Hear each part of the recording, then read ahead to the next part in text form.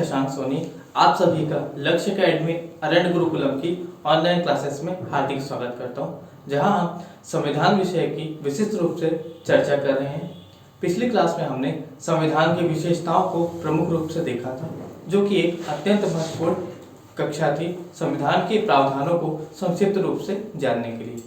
आज की क्लास में हम संविधान की ऐतिहासिक पृष्ठभूमि की चर्चा करेंगे तथा यह देखेंगे कि संविधान कैसे बना। इसकी चर्चा हमने पूर्व क्लास में की थी, परंतु कुछ ऐसे अधिनियम पहले भी बन चुके थे जिनका प्रभाव हमारे संविधान में परिलक्षित होता है। पिछली क्लास में हमने स्रोतों में देखा था कि भारत शासन अधिनियम 1935 में सबसे ज्यादा 2/3 प्रावधान उसके संविधान में शामिल किए गए थे। ये अधिनियम अंग्रेजों के द्वारा बनाया गया था। केवल यही नहीं, बहुत सारे अधिनियम अंग्रेजों के द्वारा हमारे देश की शासन व्यवस्था को चलाने के लिए बनाए गए थे, जिसकी चर्चा आज हम विस्तृत रूप से करेंगे। अगर हम प्राचीन काल की बात करें तो हमारे प्राचीन काल में वैदिक काल के समय में गणतंत्रात्मक शासन, प्रतिनिधि विचारक मंडल तथा स्थानीय स्वशासन के कई प्रमाण मिलते हैं। जैसे अथर्ववेद एवं अन्य वेदों में सभा एवं समिति का वर्णन मिलता है, जो कि एक लोकतांत्रिक व्यवस्था थी। अपना राजा वे स्वयं चुनते थे तथा वे उस पर नियंत्रण भी रखते थे। कौटिल्य के अर्थशास्त्र, अन्य विचारकों के द्वारा लिखी गई पुस्तकों से हमें यह साक्ष्य मिलता है कि हमारे यहाँ जो व्यवस्था थी उसमें राजा की निरंकुशता पर पूर्ण रूप से प्रतिबंध रखा जाता था। साथ ही कुछ और गणतंत्रात्मक शासन की उदाहरण हमें मिलते हैं। जैसे वैदिक काल के बाद, मुख्यतः महाभारत के बाद, कई राज्य जो बड़े हुआ करते थे वे छोटे छोटे राज्यों में विभक्त हो गए। छोटी छोटी कई अनेक गणतंत्रात्मक शासन व्यवस्थाएं उत्पन्न हुई, जैसे मल्ल संघ, वैशाली के लिच्छवी आदि प्रमुख हैं, जिनकी चर्चा आप भारतीय इतिहास पढ़ेंगे तो विस्तृत रूप से करेंगे। अब हमें हमारे देश के संवैधानिक विकास को जानना है, तो यह हम जानते हैं कि हमारे देश का संविधान अंग्रेजों के अधीन हुआ था। एक कैबिनेट मिशन आया जिसने हमारे देश के संविधान सभा के निर्माण का दायित्व सौंपा गया था, उसे पूर्ण किया और हमारा देश का संविधान उस संविधान सभा के माध्यम से बनकर तैयार हुआ। यह काफी आगे की पृष्ठभूमि थी। हमें इसे शुरुआत से देखना पड़ेगा तथा समझना पड़ेगा कि शुरू से यह कैसे चालू हुआ, कैसे ये यहाँ तक आकर पहुंचा। तो आइए चलते हैं, पहले यह देखेंगे कि अंग्रेजों का आक्रमण या आगमन आपके यहाँ कैसे हुआ, उसकी एक विस्तृत रूप से संक्षिप्त या शॉर्ट रूप में चर्चा करेंगे। अंग्रेजों ने सन 1600 में 31 दिसंबर को कई व्यापारियों ने मिलकर एक कंपनी जिसका नाम था ब्रिटिश ईस्ट इंडिया कंपनी का निर्माण किया। इस कंपनी का एकमात्र उद्देश्य व्यापार करना था। इसने महारानी एलिजाबेथ से शाही चार्टर के द्वारा 15 वर्षों के लिए एशिया के दक्षिण पूर्व क्षेत्र में व्यापार के एकाधिकार की अनुमति ली। इसी समय हमारे देश में मुगलों का शासन चल रहा था। हेक्टर मोनरो ने हॉकिंस नामक जहाज के द्वारा भारत में प्रवेश किया। उस समय हमारे यहाँ जहांगीर का शासन था। उसने हेक्टर मोनरो को अपने यहाँ व्यापार की अनुमति दी। इस प्रकार हमारे देश में अंग्रेजों ने व्यापार की शुरुआत की। समय बीतता गया। उन्होंने अपने व्यापार को एक जगह से दूसरी जगह करते हुए भारत के प्रमुख नगरों में स्थापित कर लिया। 1707 में औरंगजेब की मृत्यु के समय मुगल साम्राज्य बुरी तरह से विघटित हो गया, विकेंद्रीकृत हो गया, इतने बड़े देश को चलाने में असमर्थ हो गया। उस समय बंगाल एक बहुत महत्वपूर्ण सूबा हुआ करता था। वहां के नवाब ने विद्रोह कर दिया तथा स्वतंत्रता पूर्वक व्यवहार चालू कर दिया। बंगाल एक उस समय बहुत बड़ा राजस्व का केंद्र था, शक्ति का केंद्र था। अंग्रेजों ने बंगाल को एक अवसर के रूप में देखा तथा यहाँ अपनी धाक जमाने का प्रयास शुरू किया। 1757 की प्लासी विजय में उन्होंने बंगाल के नवाब सिराजुद्दौला को बुरी तरह पराजित किया तथा कंपनी के शासन की या अंग्रेजी शासन की प्रथम रूप से नींव रखी। इन्होंने उसके बाद 1765 में बक्सर की विजय की, जिसमें मुगल, अवध के नवाब तथा बंगाल के नवाब को संयुक्त रूप से हराया और अपने आप को एक क्षेत्रीय शक्ति के रूप में समृद्ध किया। बंगाल, बिहार व उड़ीसा की दीवानी प्राप्त की। अर्थात बंगाल, बिहार एवं उड़ीसा के जितने भी राजस्व मामले थे वे अपने अधिकार में रख लिए, सारी संपत्ति को अपने अधिकार में रख लिया तथा अपने नियंत्रण में उस राज्य को रख लिया। यह हमारे देश का सबसे बड़ा प्रांत था तथा सबसे अधिक राजस्व देने वाले प्रांतों में से एक था। इसके बाद इसी समय कंपनी के शासन को नियंत्रित करने के लिए ब्रिटेन की संसद के द्वारा वहां के महारानी की आज्ञा से कई अधिनियम लाए गए ताकि कंपनी के शासन को नियंत्रित किया जा सके, क्योंकि कंपनी जो कि व्यापार करने के माध्यम से हमारे देश में आई थी, अब वो व्यापार न करके साथ में राजनीतिक कार्य भी करने लगी। इसलिए हम यहाँ पे कई एक्ट्स पढ़ेंगे जो कि कंपनी के कार्य को नियंत्रित करेगा। एक टर्निंग पॉइंट आता है आपका 1857 की क्रांति के समय। 1857 की क्रांति के पहले सुचारू रूप से हमारे देश की शासन व्यवस्था जैसे अंग्रेज चाहते थे वैसे चल रही थी, लेकिन 1857 में हुए सिपाही विद्रोह या प्रथम स्वतंत्रता संग्राम ने उन्हें हिलाकर रख दिया तथा उन्हें यह समझ में आया कि अगर भारत में शासन करना है तो भारतीयों को खुश करना पड़ेगा, उन्हें अपने साथ में लेकर चलना पड़ेगा। इसलिए हम संवैधानिक विकास को दो भागों में विभक्त करके पढ़ते हैं। एक है आपका कंपनी का शासन जो कि 1773 से 1858 तक चलता है, लेकिन 1857 में सिपाही विद्रोह के फलस्वरूप ब्रिटेन की महारानी ने कंपनी के शासन को हमारे देश में पूर्णतः समाप्त कर दिया और हमारे देश के शासन को खुद अपने उत्तरदायित्व में ले लिया, जिसे हम ताज के शासन के रूप में जानते हैं, जिसकी समय अवधि है 1858 से 1947। अब चलते हैं विस्तृत रूप से इनका अध्ययन करने। सबसे पहले हम देखेंगे कि कंपनी का शासन के अंतर्गत हमने किन किन अधिनियमों को लाया, क्या क्या उनमें प्रमुख बातें थी, क्या क्या हमारे एग्जाम के पॉइंट ऑफ व्यू से आवश्यक है। सबसे पहले उन्होंने रेगुलेटिंग एक्ट 1773 लाया गया। यह पहली बार कंपनी के राजनीतिक व प्रशासनिक कार्यों को मान्यता प्रदान किया, अर्थात जैसे भी करके उन्होंने प्रशासन व राजनीति की अपनी नींव यहाँ पर रखी थी, अपने साम्राज्य को बनाया था, उसे वैधानिक मान्यता इस रेगुलेटिंग एक्ट में मिल गई। इतने बड़े साम्राज्य को नियंत्रित व नियमित करने के लिए यह आवश्यक था, इसके लिए इसी की एक्ट को लाया गया था। इसके द्वारा एक केंद्रीय प्रशासन की नींव रखी गई, अर्थात हमारे देश में जो भी अंग्रेजी शासन के प्रांत हैं, ये जो ब्रिटिश प्रांत है, उनका एक केंद्रीकरण किया जाए, उनमें एक समान रूप से शासन व्यवस्था चलाई जाए। शासन व्यवस्था चलाने के लिए हमने जानते हैं कि एक संविधान की आवश्यकता होती है, तो उन्होंने पहली बार कंपनी के लिए संविधान का निर्माण किया। अब हम देखते हैं कि यह जो कंपनी थी वह किस रूप से कार्य करती थी या इसका निर्माण कैसे हुआ था। तो कुछ व्यापारियों का संघ था जो कि कोर्ट ऑफ प्रोप्राइटर्स कहलाते थे। इन्हीं कोर्ट ऑफ प्रोप्राइटर्स में से चुनकर गए सदस्य कोर्ट ऑफ डायरेक्टर्स होते थे, जो कि कंपनी के नियंत्रण को चलाते थे, उनके प्रशासन को चलाते थे। कोर्ट ऑफ डायरेक्टर्स के द्वारा ही कोर्ट ऑफ प्रोप्राइटर्स के द्वारा ही कोर्ट ऑफ डायरेक्टर के सदस्यों का चुनाव किया जाता था।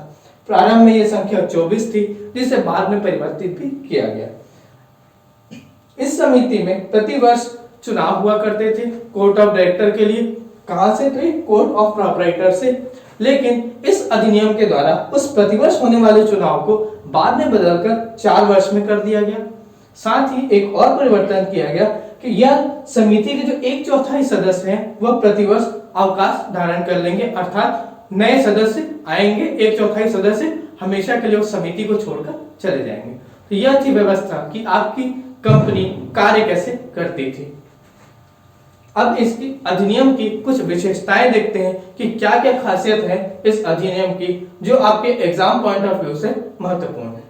पहली विशेषता है कि बंगाल के गवर्नर को बंगाल का गवर्नर जनरल कहा जाने लगा, अर्थात 3 प्रेसिडेंसियां हुआ करती थी। 3 प्रशासनिक केंद्र आपके देश में अंग्रेजी शासन के थे। पहला बंगाल, दूसरा बंबई, तीसरा था आपका मद्रास। बंगाल के गवर्नर जनरल को इनमें सुप्रीमेसी दी गई। बंबई व मद्रास के गवर्नर को बंगाल के गवर्नर जनरल के अधीन कर दिया गया। प्रथम गवर्नर जनरल वॉरेन हेस्टिंग्स को बनाया गया, अर्थात एक केंद्रीकरण की नींव रखी गई जिसका सेंटर था आपका बंगाल, जो पूरे देश में अंग्रेजी शासन को नियंत्रित करता। गवर्नर जनरल की सहायता के लिए एक कार्यकारी परिषद का गठन किया गया, जिसकी सहायता से वह अपना कार्य करेगा। इसमें 4 सदस्य निर्धारित किए गए थे। 1774 में ही सुप्रीम कोर्ट उच्चतम न्यायालय की भी स्थापना की गई, जिसमें एक मुख्य न्यायाधीश तथा 3 अन्य न्यायाधीश थे। मुख्य न्यायाधीश एलिजा एम्पे थे। यह हमारे आज के सुप्रीम कोर्ट जैसा था, परंतु इसका एक और चुनौती का जो कार्य था वो ब्रिटेन की अदालत में जाता था, अर्थात यह सर्वोच्च नहीं था। इसके ऊपर एक और अदालत थी जो कि ब्रिटेन में होती थी। इस अधिनियम के द्वारा कंपनी के कर्मचारियों को निजी व्यापार, उपहार व रिश्वत लेना समाप्त कर दिया गया, उन्हें नियंत्रित करने का काम किया गया। अब हम चलते हैं दूसरे अधिनियम की तरफ, जिसका नाम है पिट्स इंडिया एक्ट 1784। इस अधिनियम की खासियत यह है कि यह रेगुलेटिंग एक्ट की खामियों को दूर करने के लिए बनाया गया था। एक नजर इसके नाम पर डालें तो पिट्स का यहाँ अर्थ है, यह उस समय ब्रिटिश प्रधानमंत्री पिट्स द यंगर के नाम पर बनाया गया था। आइए इसके कुछ विशेषताओं की चर्चा करें। राजनीतिक तथा वाणिज्यिक कार्यों को अलग अलग कर दिया कंपनी के। जो पहले एक ही प्रशासन के द्वारा सारे कार्य किए जाते थे, अभी उनको अलग अलग कर दिया, 2 भागों में बांट दिया गया। कैसे, देखते हैं। एक निदेशक मंडल, जो यहाँ पर आपका कोर्ट ऑफ डायरेक्टर हुआ करता था, उसको केवल व्यापारिक मामले सौंपे गए, अर्थात व्यापार से रिलेटेड जितने भी मामले थे उन्हें निदेशक मंडल या कोर्ट ऑफ डायरेक्टर देखेगा। साथ ही साथ राजनीतिक, सैन्य एवं न्यायिक मामलों की देखरेख के लिए एक नया नियंत्रण बोर्ड का गठन किया गया।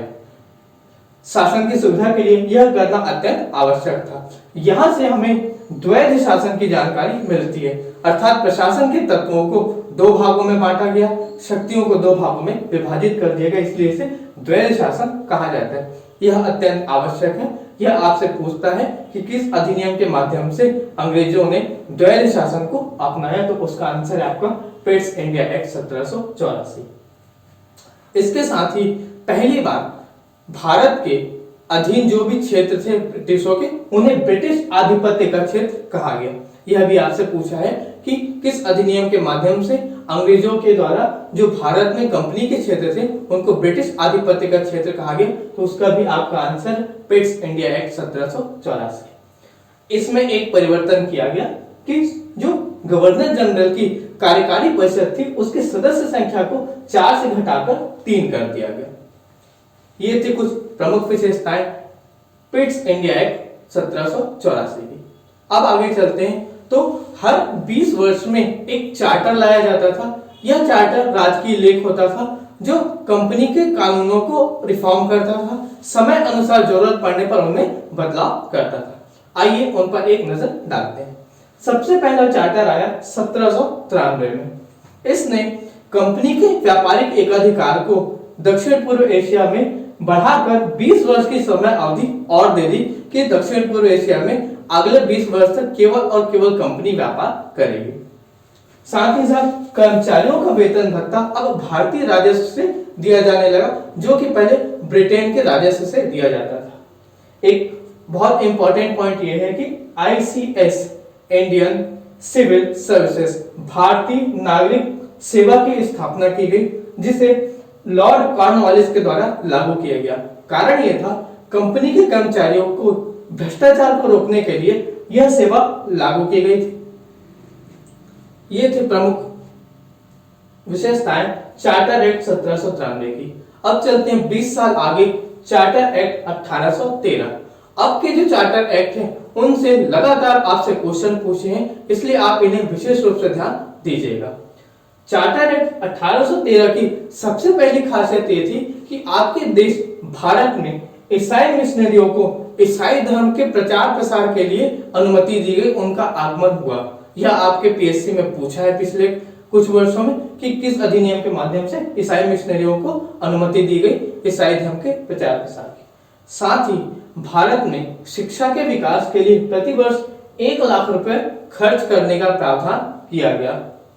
व्यापारिक एकाधिकार समाप्त कर दिया गया, अर्थात अंग्रेजों के साथ साथ अब अन्य फ्रांसीसी डच कंपनियां भी भारत में व्यापार कर सकती थी, परंतु 2 क्षेत्रों को छोड़कर, चाय व चीन। चाय का व्यापार व चीन के साथ व्यापार केवल और केवल अंग्रेज ही करेंगे। बाकी सभी क्षेत्रों में अन्य देशों को व्यापार करने की अनुमति दे दी गई। ब्रिटिश नागरिक भारत में अपना व्यापार शुरू कर सकते हैं तथा यहाँ पर निजी संपत्ति खरीदकर स्थायी रूप से निवास कर सकते हैं। इसकी भी अनुमति चार्टर एक्ट 1813 में दी गई। अब चलते हैं अगले चार्टर की तरफ। Charter act 1833। सबसे पहली विशेषता यह है कि इसमें फिर से केंद्रीकरण किया गया। अब बंगाल के गवर्नर जनरल को भारत का गवर्नर जनरल बनाया गया, जो कि विलियम बेंटिक बने। सर, विलियम बेंटिक के समय की आपको दो घटनाएं याद रखनी। एक यह है कि उन्होंने 1929 में सती प्रथा का उन्मूलन किया। उसी के साथ साथ दास प्रथा की भी समाप्ति इन्हीं के द्वारा की गई। अर्थात यह गवर्नर जनरल भारत के लिए कुछ अच्छे काम भी करके गए। हमने 1813 के अधिनियम में जो व्यापार के एकाधिकार की समाप्ति को देखा था, अभी इसे आगे बढ़ाया गया तथा चीन एवं चाय के व्यापार को जो प्रतिबंधित था उसे भी अब पूर्ण रूप से समाप्त कर दिया गया। यानी अब भारत में कोई भी देश का कंपनी सुचारू रूप से किसी भी क्षेत्र में व्यापार करने के लिए स्वतंत्र है। कार्यकारी परिषद में चौथे सदस्य के रूप में लॉर्ड मैकाले की नियुक्ति की गई। लॉर्ड मैकाले बहुत ही इंपॉर्टेंट व्यक्ति हैं। इन्हें आधुनिक शिक्षा का जनक कहा जाता है, क्योंकि हमारी जो शिक्षा पद्धति आज हम पढ़ते हैं यह इन्हीं की दी हुई है। इसी के शुरुआतकर्ता लॉर्ड मैकाले ही है। इन्हें कार्यकारी परिषद में चौथे सदस्य के रूप में स्थान दिया गया तथा एक विधायी आयोग का गठन किया गया, जिसके ये अध्यक्ष थे, जिसका काम भारत में कानून के निर्माण व संचालन को सुचारू रूप से चलाना था। एक और प्रयास यहाँ पे किया गया, जो कि आईसीएस हमने चार्टर एक्ट 1793 में देखा था, उसकी पुनः रूप से शुरुआत करने का प्रयास चार्टर एक्ट 1833 में किया गया, लेकिन कोर्ट ऑफ डायरेक्टर के विरोध के बाद यह समाप्त हो गया, लागू नहीं हो पाया। अब चलते हैं अगले व अंतिम चार्टर एक्ट 1853 में। गवर्नर जनरल के विधायी व प्रशासनिक कार्यों को अलग अलग कर दिया गया, अर्थात यहां से विकेंद्रीकरण की शुरुआत की गई। शासन को सुचारू रूप से चलाने के लिए दो अलग अलग परिषद बनाई गई, एक विधायी कार्य करती थी, एक प्रशासनिक कार्य करती थी। सिविल सेवा की जो परीक्षा 1833 के अधिनियम में लागू नहीं हो पाई थी, इसे पुनः यहाँ पर लागू किया गया मैकाले समिति की सिफारिश के आधार पर। प्रथम भारतीय जिन्होंने सिविल सेवा की परीक्षा उत्तीर्ण की थी वे थे सुरेंद्र नाथ बनर्जी। यह परीक्षा शुरू तो हो गई थी 1853 में, परंतु यह लंदन में ली जाती थी ताकि कम से कम भारतीय उसमें शामिल हो या शामिल ना हो पाए। 1922 या 23 के आसपास प्रथम बार यह भारत में आयोजित हुई। प्रथम भारतीय जिन्होंने इसे उत्तीर्ण किया वे थे सुरेंद्र नाथ बनर्जी तथा प्रथम आईसीएस अधिकारी थे सत्येंद्र नाथ टैगोर। इसी अधिनियम के माध्यम से केंद्रीय विधान परिषद में अब स्थानीय लोगों को भी प्रतिनिधित्व दिया गया, अर्थात भारतीयों को भी स्थान देने की बात कही गई। संपूर्ण भारत के लिए एक विधान मंडल का निर्माण किया गया, जिसमें हमने शुरू में ही देखा कि विधायी और प्रशासनिक कार्य अलग कर दिए गए। विधायी कार्यों को और सुचारू रूप से चलाने के लिए एक विधान मंडल का भी निर्माण हमने किया।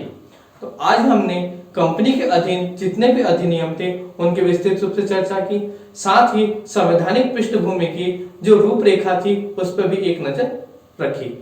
अगली क्लास में हम ताज के शासन के अधीन जितने भी अधिनियम थे उनको देखेंगे।